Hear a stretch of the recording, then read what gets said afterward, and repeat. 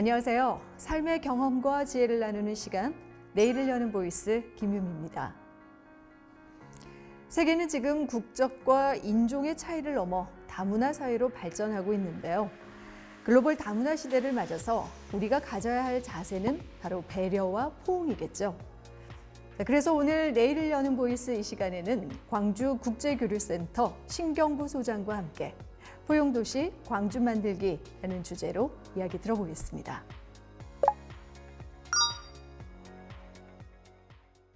제가 어려서 가장 좋아하는 낱말이 있었어요. 그게 동물한 말이었거든요. 근데 지금은 그런 동물한 말을 안 써요. 뭐라고 쓰지요? 친구라고 써요. 물론 친구란 말을 쓰면서 자란 사람들은 친구가 더 다정하겠지만 저는 동물한 말이 지금도 더 다정하게 느껴져요. 그런데 그 좋은 말이 지금은 쓰이지 않고 있어요. 왜냐하면은 북한에서는 동지라는 뜻으로 동물한 말을 썼어요. 그러니까 동물한 말에 정치적인 색깔이 씌워지면서 이제 잘 안 쓰게 됐어요. 근데 지금은 물론 북한에서도 동무가 아니라 동지가 맞다고 해서 동지라고 해요.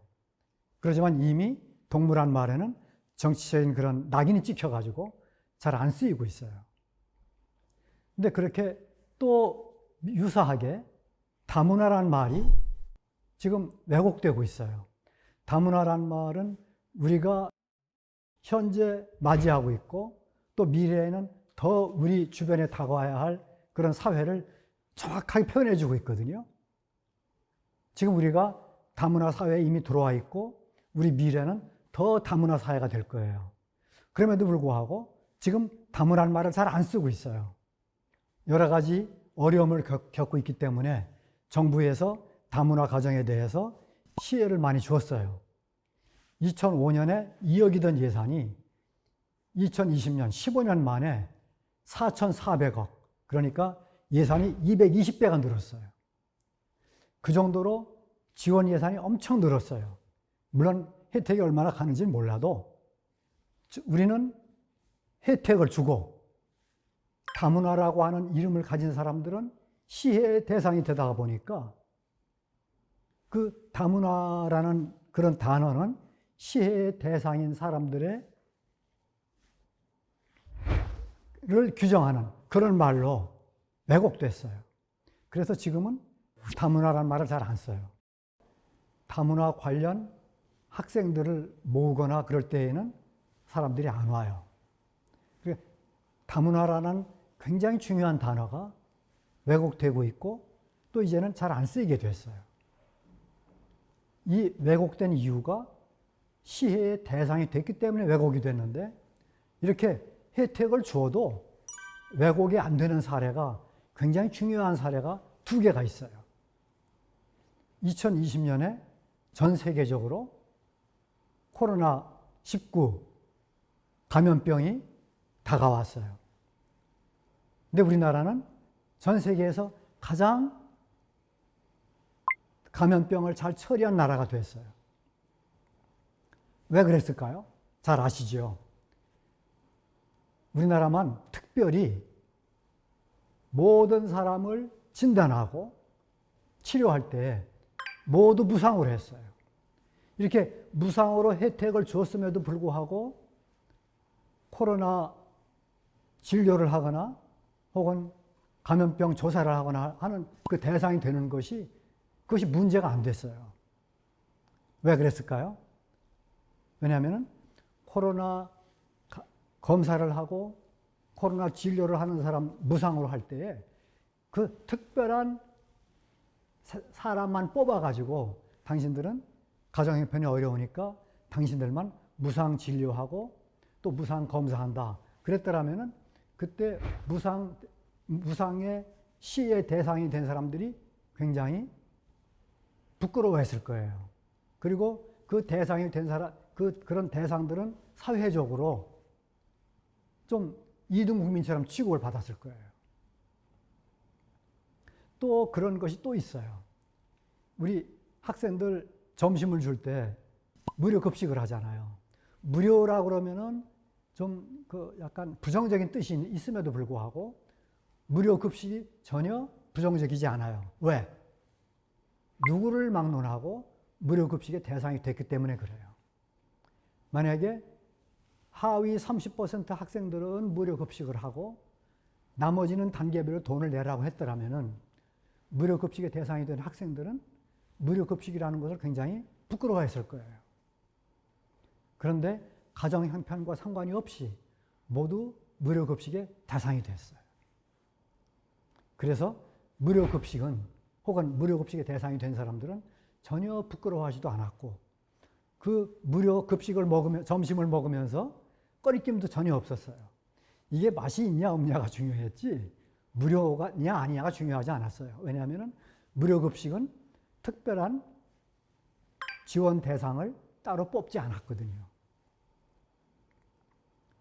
그런데 다문화가 시혜의 대상이 되다 보니까 시혜의 대상인 사람들은 조심스러워졌어요. 그리고 사람들은 시혜의 대상이 되는 사람들은 가난한 사람들이다. 나보다 어려운 사람들이다라고 낙인을 찍게 됐어요. 그러면 우리의 방향은 어떠냐? 어디로 가야 되느냐? 굉장히 그런 방향에 대해서 우리가 사례를 찾아볼 수가 있는데 올해 실은 카나다의 트루도 수상이 되면서 2020년에 내각을 뽑을 때 여성 50% 그리고 우리가 말하는 이른바 다문화 사람들, 외국 이주민들을 11명이나 거기 내각에 들였어요. 약 한 3분의 1 정도가 이주민들 혹은 원주민, 인디안 원주민까지도 장관이 됐어요.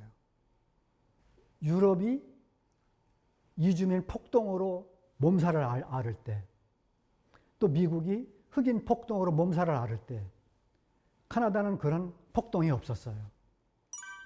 왜 그랬을까요?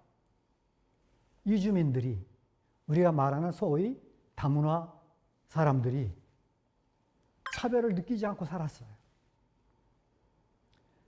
독일은 사실은 이주민들한테 굉장히 많은 혜택을 주었어요. 그리고 이주민을 시리아 사태가 있을 때 80만 명을 받아들였어요. 그렇게 혜택을 많이 줬음에도 불구하고 당시에 메르켈 수상이 우리의 다문화 정책은 실패했다고 그랬어요. 왜 실패했을까요? 그렇게 많은 혜택을 줬는데 왜 실패했을까요? 저도 궁금했어요. 카나다 사례하고 비교하니까 실패의 원인이 드러났어요. 그 사람들에게 이주민들을 혜택의 혹은 시혜의 대상으로 삼았어요. 자기 국민들보다 더 많은 혜택을 줬는데 그것이 차별의 이유가 됐어요. 최근에 보니까 영국 수상이 인도 출신 이주민이었더라고요. 그렇게 이주민들이 사회의 주류가 될 때, 우리와 똑같은 주류가 될 때, 시혜의 대상이 되지 않을 때, 저는 다문화라는 용어가 혹은 이주민이라는 용어가 왜곡되지 않고 우리 사회를 정확하게 표현하는 그런 단어가 될 수 있다고 생각을 해요. 그런 사례를 실은 제가 국제교류센터를 하고 있는데 국제교류센터에서도 발견할 수 있어요. 저는 이사장이 외국인이 이사장일 때가 있었어요. 전 이사장이 외국인이었어요. 그리고 지금도 이사들 중에 4분이 외국인이에요. 그리고 여러 가지 사업을 하는데 거기에 외국인들이 주도하는 사업들이 많이 있어요. 한국인과 외국인이 똑같이 회비를 내고 또 혜택을 만들고 또 한국인과 외국인을 똑같이 혜택의 대상으로 삼고 있어요. 그러니까 외국인이라는 것이 혜택의 이유가 될 수가 없어요. 또 한국인이라고 해서 혜택을 안 받아야 할 이유가 없는 거예요. 그러니까 누구든지 회비를 내고 주인이 되고 자기가 활동의 주체가 되도록 하는 그런 것을 우리가 그동안 지난 24년 동안 해왔어요. 저희가 시에서 돈을 받아가지고 외국인들에게 무상으로 계속 혜택을 줬다 그런다면은 교류센터에 오는 사람들은 아마 자격지심을 느꼈을 거예요. 그러면 우리의 미래에 이른바 다문화 혹은 이주민 정책은 어떤 방향으로 가야 될까요? 그동안 제가 말씀드린 사례에서 이미 답은 나와 있다고 생각해요. 결론으로 말해서 외국인 혹은 이주민이라는 것이 혜택을 주는, 무상 혜택을 주는 대상이 되어서는 저는 안 된다고 생각을 해요. 이주민이든 원주민이든 건강이 나쁘면은 그 똑같은 이유로 똑같은 혜택을 줘야 된다고 생각을 하고요. 가정 형편이 어려우면은 똑같은 이유로 똑같은 혜택의 대상이 돼야 된다고 생각해요. 그리고 이주민 혜택을 준다고 그럴 때 우리 이주민 인구가 광주가 약 현재 한 4만 명쯤 되거든요. 150만 인구 중에 4만 명이에요. 4만 명에 해당되는 것만큼 예를 들어서 공무원을 뽑을 때 150분의 4만큼을 외국인을 특채를 한다거나, 그러니까 외국인을 특별히 더 뽑는 것이 아니라 인구 비례만큼 뽑아주는 거예요. 그리고 일반 회사에서도 자기 회사 직원의 150분의 4만큼을 약 한 3%만큼을 뽑아준다면 우리 시정부에서 외국인을 뽑는 숫자만큼 지원금을 준다거나,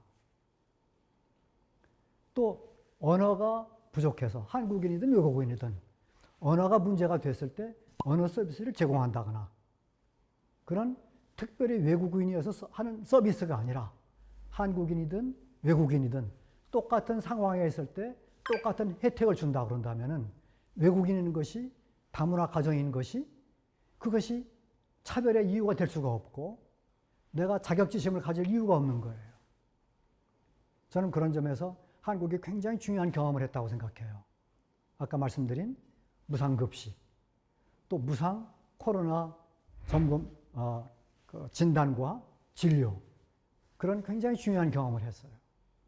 그리고 다른 나라 사례에서도 카나다처럼 인종 폭동이 없고 이주민 폭동이 없는 카나다 사례도 보았고, 또 독일처럼 혜택을 많이 줘서도 그래도 폭동이 일어나는 것을 봤어요. 우리 사회에서는 이등 국민이 없어야 한다고 생각해요. 우리가 그동안 지역 차별 때문에 몸살을 했는데 그런 것이 점점 희석되고 없어지고 있어요. 물론 그걸 이용하려고 하는 사람들도 있어요. 그렇지만 그 대세는 지역 차별은 없어지고 있듯이 이제 새로운 그런 다문화가 혹은 이주민이 차별의 대상이 되고 또 사회 갈등의 이유가 되지 않기 위해서는 우리가 이등 국민이 없는 그런 미래를 만들어야 한다고 생각합니다. 그런 점에서 광주가 굉장히 여러 가지 모범을 보이고 있는데 우리가 우리나라에서 그런 점에서 더 훌륭한 모범이 될 수 있기를 기대하면서 말씀을 마칩니다. 소장님 오늘 강연 정말 잘 들었습니다. 네. 감사합니다. 정말 우리나라도 이제 다문화 인구 100만 시대가 넘어가고 있는데요. 그럼요. 정말 실제로 우리 지역만 보더라도 굉장히 많은 국적을 가진 그 사람들을 만날 수 있거든요. 어떻습니까?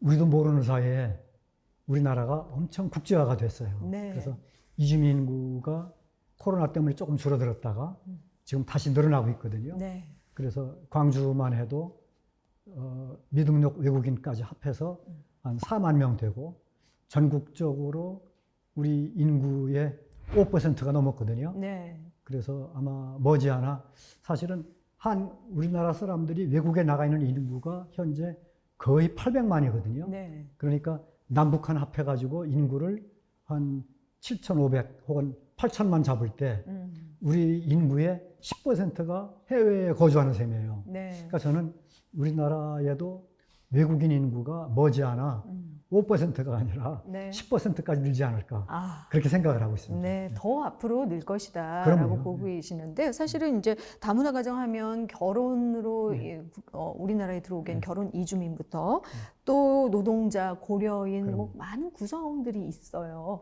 그것에 대해서도 한 말씀 좀 해주시죠.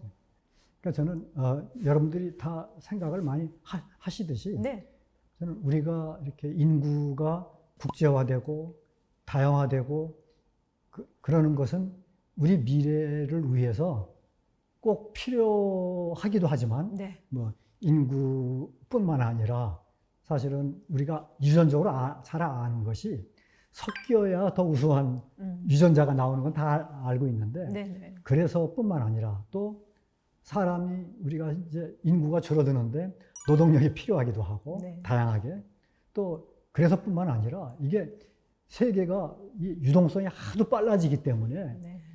우리 미래가 다문화 혹은 이주민이 섞이는 것은 어쩔 수 없는 그런 미래라고 생각이 돼요. 그러니까 네. 이건 좋아하든 싫어하든 상관없이 그리로 가고 있잖아요. 네. 그래서 그거를 우리가 받아들일 태도도 있어야 되고 준비도 해야 한다고 생각해요. 네. 만약에 우리가 준비를 잘 하면은 아까 말씀드린 것처럼 캐나다처럼 갈등이 없을 수는 없지만은 네. 갈등이 최소화되고 긍정적인 그런 요소가 확대가 되고 그러니까 외국인들이 많이 들어왔을 때 외국인이 우리의 부담이 아니라 우리의 자원이 될 수 있도록 네. 우리의 미래가 될 수 있도록 그렇게 준비를 해야 한다고 생각을 합니다. 만약에 네. 그렇게 준비를 잘 하지 않으면은 유럽에서 보듯이 미국에서 보듯이 인종 폭동처럼 갈등이 많아지고 네. 그런 갈등이 많아지면은 우리 사회가 점점 쇠퇴하게 돼 있거든요. 네. 갈등이 많은 사회가 발전한 사회가 없었어요. 그렇죠. 네. 우리가 흔히 이제 한민족 하는데 더 이상 이 시대의 흐름에 따라서 한민족이라는 것을 고집하기보다는 그럼요. 다민족들이 같이 함께 어우려서 살 수 있는 어떤 배려와 포용이 필요한 시대다는 말씀이신데, 뭐 조금 도움이 될까 싶어요. 예전에 우리를 돌이켜 보면 우리가 나가서 살았던 그 힘든 시절에 또 다른 나라에서 굉장히 힘들게 살았던 시절도 있지 않았습니까? 네. 그런 것들을 생각해 봤을 때 그런 자세나 생각이 좀 바뀌어야 하지 않을까 싶어요. 네. 이미 많이 바뀌어 왔다고 생각을 해요. 네. 그리고 외국에 예를 들어서 뭐 미국에서 우리나라 출신으로 하원 의원 뭐 3명이 됐다고 뭐 그렇게 신문에 나기도 하고 하듯이 네. 그러면서 우리 생각이 점점 바뀌고 있다는 생각이 들거든요. 네. 그리고 사실 외국인들하고 제가 국제교류센터를 하면서 많이 만나보는데 우리나라 사람들이 비교적 외국인들한테 친절하다고 그래요. 특히 광주에 사는 외국인들은 네. 나는 광주에 사는 이유가 다른 지역보다 더 외국인들한테 친절하다고 그렇게 말을 해요. 그래서 네. 그런 점에서 저는 광주가 굉장히 의식에서 국제화가 됐다는 생각을 하거든요. 물론 네. 경제적으로 사회적으로 조금 외지기 때문에 그렇게 경제적으로는 그렇게 크게 국제화가 안 됐어도 네. 또 교통이 불편하기 때문에 외국인 접근성이 적기 때문에 관광객도 많지는 않지만은 네. 적어도 우리의 의식은 굉장히 개방적이라고 생각을 하고 있어요. 네, 뭐 광주가 그렇다라는 이야기를 또 해주셨지만 사실 처음에 이쪽으로 오는 다민족 국가에서 오는 그런 이제 결혼 이주민이라든지 또 결혼으로 인해서 좀 살기 어려움을 좀 이제 극복하기 위해서 오는 사람들 또 노동자 이런 사람들이 이 지역에 많다 보니까 사실 선입견 같은 게 못 사는 나라에서 오는 사람들이란 선입견들이 있었던 게 사실인데. 지금은 조금 달라지고 있는 추세인 것 같아요. 그럼. 저도 이제 학교에 또 계시면서 유학생이라든지 또 전문직에 종사하는 다문화 가정의 학생들을 또 볼 수도 있고 또 그런 사람들을 만날 수도 있는데요. 어떻습니까? 이제 참 좋은 점을 지적을 하셨는데 저도 깜짝깜짝 놀랄 때가 있는데요. 학생들 가운데 우수한 아이들이 아주 많이 있어요. 네. 그리고 우리가 이제 아까 말씀드린 것처럼 다문화가 가난한 사람으로 낙인이 찍히고 그 낱말이 왜곡이 됐다고 말씀을 드렸는데 실은 우리 외국인들 이주민들 중 가운데 부자들이 꽤 많이 있어요. 네. 본래 돈을 많이 갖고 온 사람들도 있고 또 와서 우리 신문에도 나듯이 사업에 성공한 사람들도 있고 상당히 그 이주민들이 들어와서 우리 사회를 역동적으로 만들고 있거든요. 네. 그래서 다문화가 가난한 사람이라고 낙인 찍힌 것은 그런 우리가 그 다문화들을 말하자면은 시혜의 대상으로 하면서 그런 낙인 찍히지 않았는가. 네. 또 그다음에 이제 결혼 이주민들이 많아지면서 그런 생각을 했는데 실은 그분들이 오셔가지고 네. 사업에 성공하는 분들이 아주 많거든요. 네. 앞으로는 이제 그런 낙인 효과도 좀 줄어들 거라고 생각을 하는데 네. 이미 이제 다문화라는 말을 잘 안 쓰고 있더라고요. 맞아요. 그래서 네. 광주시에서도 좀 이주민 지원과를 만들었는데 그래서 그렇게 이제 다문화보다는 이주민이라는 말을 많이 쓰는데 앞으로는 이주민이라는 말도 그런 낙인 찍히지 않도록 네. 우리가 굉장히 조심해야 된다는 생각이 듭니다. 네. 그런 이제 다른 국가에서 오는 사람들이 결국은 우리 지역이나 우리나라의 터전을 잡고 가족을 형성하고 네. 결국 이제 그렇기 때문에 배척보다는 받아들여야 되고 그럼요. 예, 그런 분들이 잘 돼도 우리나라도 잘 되는 부분이 있어서 이 다문화 가정이나 이주민들에게 사실은 더 적극적으로 다양한 지원이나 또 적응하기 위한 프로그램들이 있어야 되는 게 사실인 것 같습니다. 혹시 지금 뭐 잘하고는 있지만 어떤 부분이 좀 더 지원돼야 할지에 대해서도 한 말씀 해주시죠. 실은 제가 코로나 때 연구 과제를 했어요. 그래서 우리 광주에 거주하는 외국인들하고 인터뷰를 제가 지금 얼른 기억은 안 나는데 네. 거의 한 50명 했거든요. 네.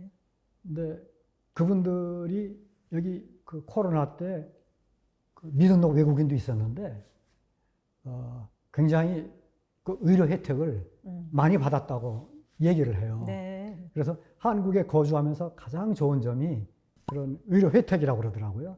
그러면 불편한 점이 뭐냐 그러니까 언어라고 얘기를 해요. 네. 그래서 사실은 저는 그 외국인 지원에서 특별히 경제적인 지원이라든가 그런 그 예민할 수 있는 거, 그러니까 가난하기 때문에 지원한다라고 하는 그런 지원보다는 네.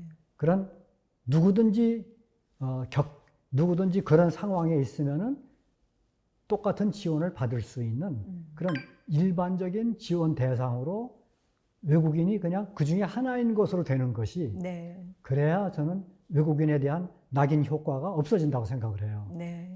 다양한 지원을 만들되 그것이 특정 외국인을 혹은 다문화 가정을 향하는 것이 아니라 그런 분야에 어려움이 있는 사람들은 지방정부 네. 혹은 중앙정부 혹은 우리 지역사회가 똑같이 지원한다. 네. 그래서 지금 옛날에는 다문화 지원센터라고 했는데 지금은 이름을 많이 바꿨거든요. 네. 건강지원센터.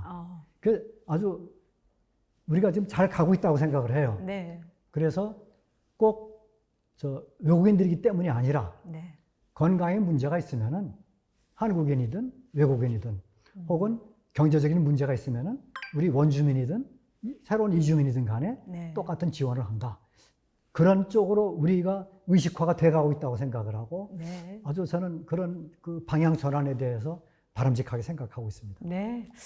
국민은 모두의 지원 프로그램 안에서 그렇죠. 그 구성원들에 따라서 맞춤형 지원이 되는 것처럼 그렇게 그렇죠. 똑같이 이루어져야 한다는 네. 말씀을 해주셨는데요. 그런 점에서 네. 코로나 지원은 굉장히 좋은 사례였고 네. 또 우리 무상급식도 마찬가지잖아요. 네. 다문화 가정만 특별히 무상급식한다. 네. 그러면 순식간에 낙인 효과가 있었을 거예요. 그렇죠. 근데 그런 것 없이 똑같이 하는 거니까. 네.